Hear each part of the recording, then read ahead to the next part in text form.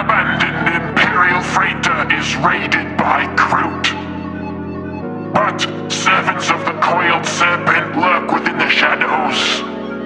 Now bear witness to a clash of cunning and guile here on Mountainside Tabletop.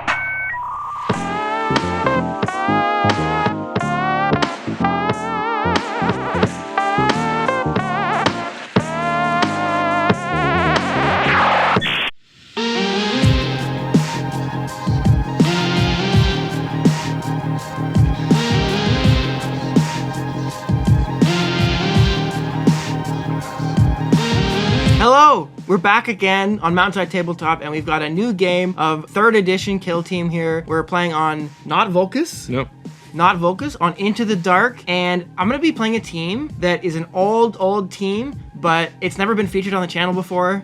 The Wyrmblade. So yeah, I've got my loadout. You can see below, I've taken the Kellermorph and the Locust for my cult agents. And then for the gunners, I've gone for the Flamer and the Weber. I think the Weber's cracked now. And then for heavy gunners, I've got the Mining Laser and the Heavy Stubber. I think that's a pretty standard pick. For equipment, I've gone with actually a lot of faction equipment here. I think the blasting charges are really good on Into the Dark because that 3-5 damage is really good when you have Lethal 5. And has Blast 1, and you might be bunched up a lot, so that could be good. The special Wyrmblade mines, I think, could be interesting, kind of blocking off areas of the map, and I can walk over them. They don't hurt me. They only hurt you, so I think that could be pretty strong on a map like this with lots of choke points. I've taken the Spotlights. I don't know if that'll come into effect or not, but if it does, it will be clutch. And then I got Cracks as well, because that just seems good.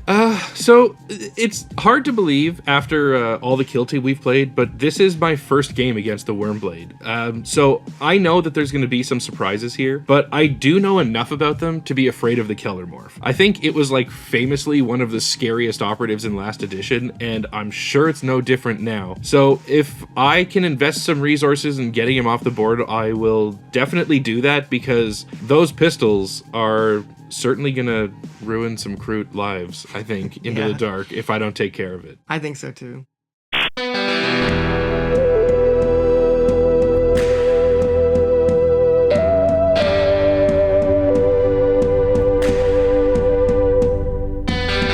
Alright, back on the channel is one of my favorite teams from the last edition is the Farstalker Kinband. So the loadout's pretty standard. I mean, there's not too many different ways you can take this team. I've gone with 2 Hounds and 1 Warrior. Other than that, it's just all the specialists. A lot has changed with this team in the new edition. Rogue is a ploy now.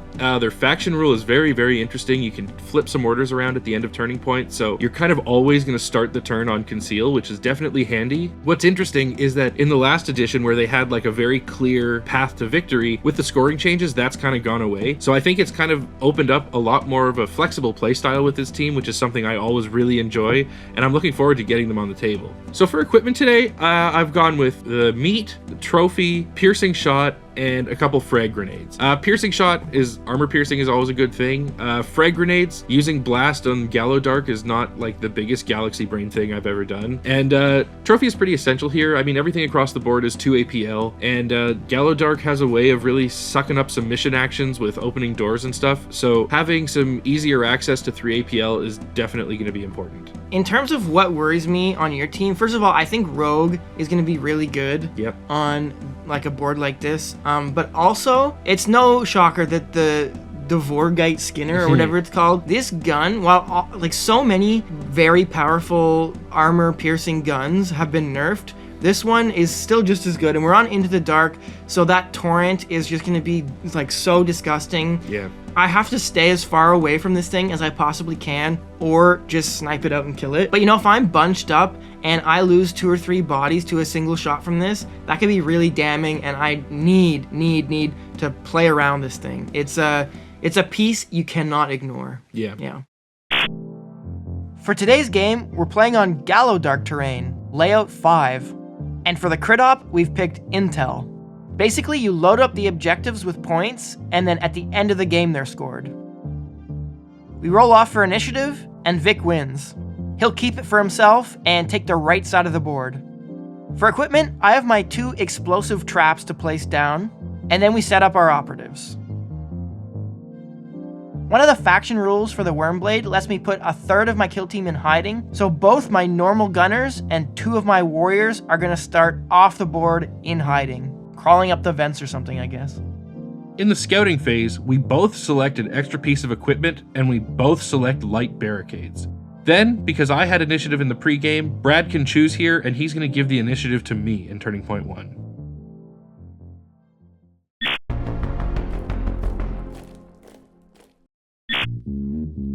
So right off the bat in Turning Point 1, we select our primary ops and Victor puts Call the Kill on my Kellermorph. I pass, then Vic passes, so we get right into the game. So, to save some time here, and because not a lot of action happens, we're going to skip right to the recap at the end of Turning Point 1. Yeah, you can't score points now in the first turning point, and all of our operatives just stayed on conceal, no attacks were made, so we're just going to speed through this and get to Turning Point 2 faster. Let us know in the comments if you don't like this, or let us know if you do like it as well. We're just trying this out, but if there's like overwhelmingly negative feedback, we won't do it again. Yeah. But we're scoping things out. As we go through here though, there are a couple interesting things that we do want to mention. Early in the turning point, I put a couple warriors and my icon bearer toward the top of the map. I'm being careful here to keep them out of 2 inches from each other so they don't get wrecked by the heavy gunner, the Dvorgite Skinner. So in order to keep everyone safe over here, I had to put my long sight on guard, which is pretty interesting with a silent weapon to have to flip to engage. But thanks to my faction rule, now at the end of the turning point, I can flip back over to conceal, so I'll be safe at the start of Turning Point 2. A little later on, one of my warriors that was in hiding, I do move him out of hiding, just to get him on the board. He's in conceal. Maybe he can move and throw a grenade later. I'm just keeping my options open.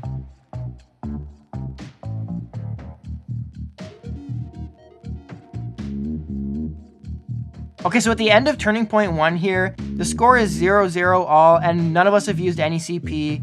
Basically, nothing's happened. I do have 3 of my operatives still in hiding, so I have that flexibility going forward in Turning Point 2, but if they're not on the board by the start of Turning Point 3, they'll just die in the vents. I guess toxic fumes come through or something. Yeah.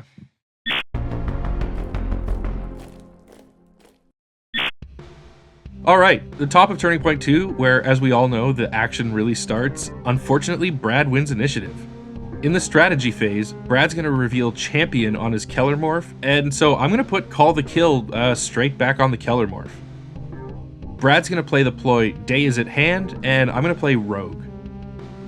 Alright, I know Champion is much better on elites, and it's a bit risky here on a Hordish team, but I'm hoping I can get some points from it with my Cult Agents. So first up, I have a potential for a double kill. My Kellermorph is going to reposition and then shoot the Stalker. It is concealed, but my pistols have 3 profiles. One of them gives me Seek Light, so I'll pick that one and shoot you anyway. I'm gonna play Coiled Serpent here to upgrade a normal hit to a crit. And because I have Rending from Day is at Hand, that's gonna leave me with 2 crits and 3 hits.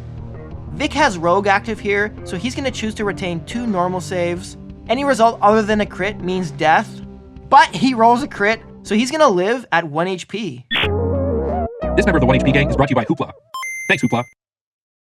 Luckily for me, the Kellermorph has 3 APL and can shoot twice. Now I am a little bit worried about getting charged by the dog, but I really want at least 1 point from my TAC op, so I'm gonna shoot again at the Stalker. When I do get the kill, Vic plays Vengeance for the Kinband on the Kellermorph, and then I'm gonna spend another CP on Slink into Darkness to go back to Conceal. That's a big turn. Yeah, no kidding. So you might think that my best play here would be to charge the Kellermorph with my Kroot Hound, but doing the math, I would have to get extremely lucky to kill him, because Brad can kill me with 2 successes and I'll require 3 of anything to bring him down, and so the math just isn't really mathing there. So I'm gonna have to do something else to deal with this Kellermorph. I'm going to use my trophy equipment to give my Pistolier 3 APL for this activation. I'm going to reposition, dash, and then do a salvo at the Kellermorph and this warrior. The first shot with the Kellermorph has accurate 1 thanks to Call the Kill and Relentless. Unfortunately though, this is a pretty tragically bad big activation and only 4 damage goes through, so he's not even injured. And then against the warrior, I get 3 hits, but Brad's saving on 5s and still stays alive with 4 HP, and my Pistolier's just sitting here. I kind of feel like I dodged a bullet there. Literally. But, yeah, literally. But for now, this warrior over here is going to reposition through my Keller Morph because you can move through friendlies now. I'm going to get within 2 inches of your dog and then throw a crack grenade. I have Ceaseless because of Cult Ambush. And I get the kill. Then, because I have group activation, just one of my other warriors on the other side of the map will pass. So I don't think I need to address anything in this room right now, and so this warrior is just gonna do the intelligence action on the other side of the board and then go on guard. All right, I'm gonna bring a warrior out of hiding right now, and I'm just gonna drop a blasting charge on your Pistolier. I've got lethal 5 up because it's a blast weapon and we're in close quarters, and I also have Ceaseless from Cult Ambush. Amazing roll, and he's dead. That is pretty brutal. There's no way to defend against guys coming out of the grates. So my long sight is going to activate next, and this feels so wrong with my sniper, but because of that damn conceal order on your Keller Morph, I'm going to have to move up and throw a frag grenade at the warrior beside him just to land an attack. The first shot versus the warrior is not bad, but Brad gets a pretty good save here, and he survives at 1 HP. This member of the 1 HP gang is brought to you by Nick. Thanks, Nick. Then, with the blast attack against the Keller Morph, finally I'll bring him down, and now I'm going to reveal Confirm Kill as my tac op, and I'm going to move Call the Kill to another one of Brad's warriors. Unfortunate to lose my Keller Morph this early, but I hear a rumbling in the vents. My Flamer will emerge from hiding and shoot back. I get a good roll, but you do stay alive at 2 HP. Alright, well, I'm feeling like there's not much my Cold Blood can do to help this situation, so I'm going to get out of here and just go and start eyeing down the center room. My leader's going to move up now and take a shot at the 2 HP long sight. Okay, I'm sorry about that. I mean, it could have been 4 3s and it would have been the same result because I only had 2 health, but that does hurt. Alright, my Cut Skin is just going to move up to the door, looking towards this middle room. Over here, my Heavy Gunner is going to move up and then do the mission action on the objective. My leader's going to move up to behind this warrior and open a door on his way. My Heavy Gunner with the Mining Laser is going to pass. Alright, my Gunner is going to flip to engage, and then he's going to move up and guard, just in case Brad gets any ideas of coming through this door. And then my Icon Bear is going to pass. So my Tracker's kind of been out of position the whole game, and his bird hasn't been able to do anything useful. I'm just going to move up and do the mission action on this center objective. Maybe I can bait out one of Brad's heavy hitters and take a retaliation shot later. Yeah, well, you are going to bait one out. The vents are rumbling again. My Weber will emerge and shoot your Tracker. I get a good roll, but so does Vic. The Tracker stays alive at 4 HP, but also has -1 APL because of the stun rule. Alright, well, I guess the plan kind of worked. My Bow Hunter is going to energize and then shoot Brad's Weber with a fused arrow. I'm going to spend a CP on a reroll here just to make sure, and it's going to do enough to bring the Gunner down. Okay, I have a warrior over here, and he'll just pass. Yeah, same with my dog. And then my Locust will also pass. And that's the end of Turning Point 2. So yeah, pretty low scores all around, especially because the crit op doesn't score until the end of the game. Right. I'm ahead by 1, but things are pretty even in terms of score. In terms of board presence though, you know, I feel like my first activation didn't go really as well as I'd hoped, but everything after that went pretty well for me. Yeah, I don't think anything went as well as I had hoped, except for maybe my Bow Hunter killing the Weber at the end. But luckily for me, even though things aren't going well, it's a low-scoring game, and the beauty of a low-scoring game is if you can like find a way to sneak a couple points at the end of the game, it can actually make a huge difference. So we'll see. So one of the recent perks that we've added to our Patreon is after each one of our battle reports, we have like a bit of a post-game chat where we go through a lot of what we were thinking in the game. I have some thoughts on this one, and so for those of you in the Patreon, definitely check it out. For those of you who aren't, if you want to hear the coping ramblings of an idiot, you can hit the link in the description. But either way, thank you very much. Thanks to our 1 HP gangsters and mountain goats. The support, as always, is so appreciated. Hope everyone's liking 3rd edition. Yeah. Yeah, all right. Back to the game.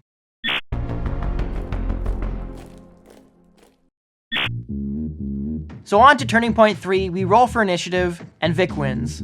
He starts by playing Rogue. I'll put Champion on my Locus, and then Vic puts Call the Kill on the Locus. So I did have some good activations lined up in case I won initiative, but then I realized that if I don't deal with these chain activating warriors with their big demolition charge over here, I'm gonna lose my entire team on Brad's first activation of the game. So unfortunately, instead of doing something cool and splashy and offensive, my kill broker has got to move over to this hatchway and guard. It's the only way I can figure out to stop Brad from just killing 5 guys in his first activation. Yeah, okay. I'll just protect my homeroom, and I'll tap this point with my flamer and then go on guard. So the crazy thing with Brad's warriors is because there's 2 of them, 2 guys need to go on guard here. So my warrior is just going to do the mission action and guard the same door. All right, I'm going to activate 2 other warriors now. This first guy is going to move a bit and then open the door here. And then the second guy is going to move up and take a shotgun shot against your tracker. I get the kill. Love to see it. So the dominoes are really starting to fall here, and I think I have to start taking some risks. Otherwise, I'm just going to be locked in a very safe room while Brad scores all the points in the game. So my cut skin is going to move up, open this door, and guard. I know I'm a little bit vulnerable here, but if I can get a decent fight or a decent attack with my guard, I could start spilling out into the center hallway. I think I have a good charge target for my Locus, so I'm going to charge the cut skin. Now you are on guard here, and you're going to use your guard action to fight me.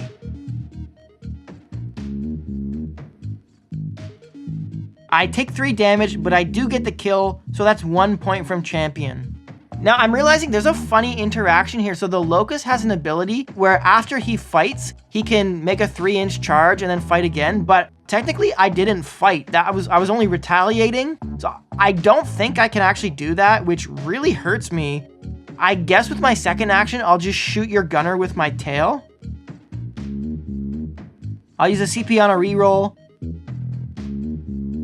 And you only take 3 damage. That little funny interaction really hurt me. I didn't even think of it until it was too late. But with my last action, I will shut the door here and try and stay safe. Well, I can't leave that Locust alive any longer, so my bow hunter is going to move a little bit and take a shot. I've got accurate 1 here thanks to Call the Kill, and that's going to be enough to bring him down. Now I'm going to move Call the Kill onto this other gunner in the hallway.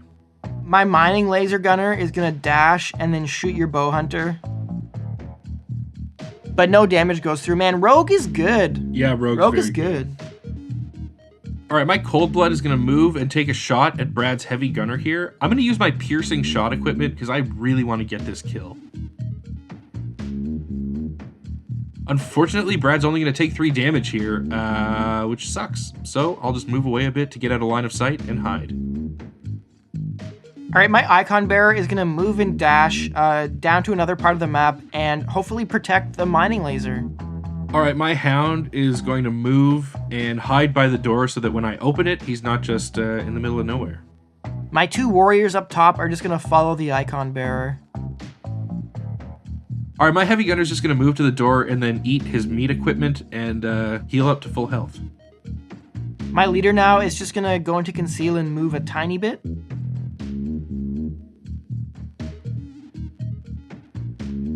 All right, well, my Bow Hunter is available to counteract now, so I'm going to take a shot at Brad's Gunner. I've still got accurate 1 here from Call the Kill. I'm going to spend a CP on a reroll because I do really want this to go through, and it's going to be enough to kill him. But unfortunately, because Brad's Icon Bearer is right there, the mining laser can take a shot right back. He's hitting on 5s with Ceaseless, and he kills my Bow Hunter. You hate to see it, but this was illegal. The Icon Bearer's ability only works for ready operatives. This heavy gunner was not ready. I choked by accident. What else can I say? Whoops. Brain load. Alright, last activation. I'm just setting up to score some points later. My other heavy gunner is going to move and dash up into the middle room and sit on this point. And that brings us to the end of the turning point. So points-wise here, we're looking at 5-1. But like we've mentioned a bunch of times, all the crit op points are scored at the very end of the game here. So there's lots of points still on the board. Yeah, absolutely. I'm feeling like I'm very stuck in this room, but because you can out-activate me so strongly, if I open the door into the hallway, I know I'm just going to lose one of my key operatives as punishment for that. So not sure really the best way to go forward, but, you know, there's always a chance.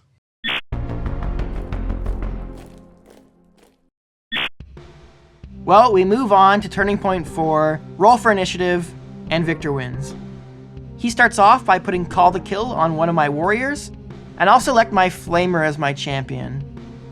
Vic passes, and I'll play Divert and Distract. So this basically lets me make a few dashes here. I'm gonna dash up 2 of my warriors and my Icon Bearer just to position for scoring points and safety, and I think this is a very good ploy.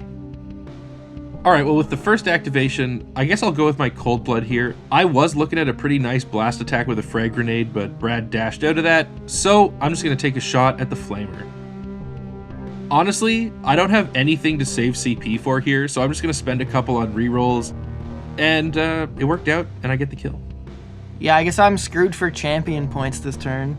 But that's okay. I'm going to go with my Heavy Gunner. I'm going to pick up this marker, and then I'm just gonna run away and conceal. I'm like very far away from everything, and I'm protected by my mines. I think I'm gonna score 1 point off this. So my warrior is gonna do the mission action and then pick up this objective. Crucially, that's gonna be 3 VP if I've still got it at the end of the game. All right, I'm gonna go with a couple warriors here. First guy's gonna switch to conceal, tap the point he's on, and then move. And then the second one's just gonna move over next to him and get ready to score this point at the end of the game, hopefully. So for the last 2.5 turns, I've been waiting for the right moment to open this door and come into the center room, and it has never come. There has always been far too many downsides, but I'm simply out of time. I can't wait any longer, so my leader's gonna have to walk over here and open this door and just hope for the best. I'm now hoping that Brad rolls 1 and I roll 6s. We're at that point in the game. Yeah, okay, well, I can't not take this play. So my Icon Bearer is gonna move up and then throw his blast charge against a clump of 3 guys. I am hitting on 4s, but Ceaseless is active because I just had a conceal order. First roll against your gunner. Dead. Next roll against the dog. I'm gonna spend a CP here, but still the dog survives at 2 HP. And then finally against your leader. And your leader's dead. I'll take it. That's the ball game, as they say. So my dog is just gonna pass now. Yeah, I'm gonna pass everybody else that's left on my team. Victor does get a counteract at 1 point. It's not gonna do much. At the end of the game, the final score is a low-scoring game. It is. But the score here at the end of the turning point is 9-5 in favor of the Wyrmblade. For my primary op, I went with attack op, which in hindsight was obviously the wrong choice, so I just get 1 extra point here. Vic went with the kill op, so he gets 1 point too, and the final score is 10-6. So with the new edition of Kill Team, we've started a new thing where we're doing kind of like a post-mortem over on the Patreon. We're gonna go in depth and share our thoughts about this game, what we thought went wrong, what we thought went right, and how we felt about these 2 teams. Over on our Patreon, so if you want to head over there, any tier can access this, and there's a link in the description to our Patreon. And if you made it this far, thanks for watching. And if you didn't, you suck. They'll never hear it, though. Yeah, exactly. No, you don't suck. Maybe they had to go, dude. Maybe they had to go to work. All right. It's okay. We'll let it go this time. All right. Thanks for watching. Catch you in the next one. Like and sub. Bye.